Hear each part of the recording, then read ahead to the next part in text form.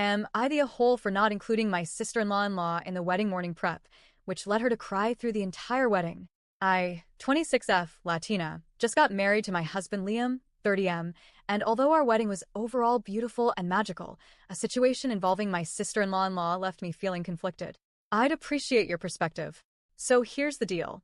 In my culture, there's a distinction between a cunata, sister-in-law, like your husband's sister or your brother's wife, and a concunata, which in English would be something like a sister-in-law, the wife of your husband's sibling. Let's call mine Camille, 27F.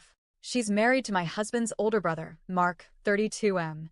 My actual sister-in-law, Sophie, married to my brother, was there too and saw everything unfold. Side note, Sophie wasn't part of my bridesmaids, but she was included in the morning of the wedding for makeup and hair cause we are a lot more closer, and cause she asked me for a place to get her makeup done at least 2 months prior to the wedding, and I have the GF of one of my bridesmaids cancel, but her spot was already on the contract, so I told Sophie she could be with us. Besides that, my brother couldn't make it to the wedding, and I didn't want for her to feel alone.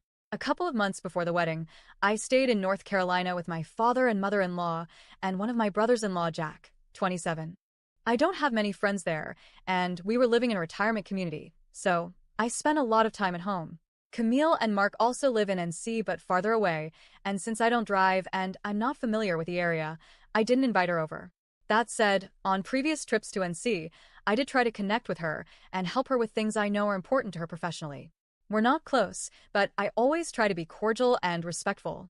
The day before the wedding, we had our rehearsal dinner after walking through the ceremony logistics. By the way, the wedding was in my home country. I wasn't really doing formal introductions, just saying hi to some of my husband's friends I had met and introducing him to a couple of my bridesmaids. Camille wasn't a bridesmaid, but her husband Mark was one of the groomsmen. My sister-in-law Sophie later told me Camille was visibly upset that no one had introduced her properly and that she looked uncomfortable all night. She wasn't alone though, she was with my in-laws. Later, Camille and Mark showed up late to the rehearsal dinner. It was raining, so that was understandable. What caught me a little off guard was that Camille arrived in athletic wear and a very bright rain jacket. The event had a formal vibe, even if not fully black tie yet, but I figured maybe her clothes got wet or she was just caught off guard. No big deal. The glam squad situation. That night, as we were all saying goodbye, I reminded my bridesmaids about our morning schedule. That's when Mark asked my husband Liam if Camille was coming to the hotel to get ready with us. Liam asked me and I said no. We had a glam team hired with a contract and a specific headcount. And to be honest, Camille and I had never had a conversation about her getting her hair and makeup done with us. It hadn't even crossed my mind. I didn't think she'd want to spend money on separate glam either. Mainly because I've been told, though I've never witnessed it myself, that they sometimes ask my father-in-law to pay for parts of their trips. For example, in this case, I was told Camille went to my father-in-law insisting he book the Airbnb immediately after New Year's, or else she would charge it herself and invoice him later. My father-in-law often gives in because he doesn't want to cause any problems. That night, things escalated.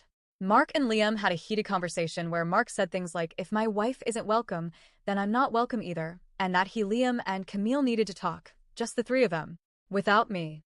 Which I found kind of absurd because we're talking about the morning of my wedding. Why would my husband have a closed-door meeting about it without me? The morning of the wedding, my MIL texted me the night before saying she'd be with Camille the next morning. I replied kindly that it wouldn't be possible,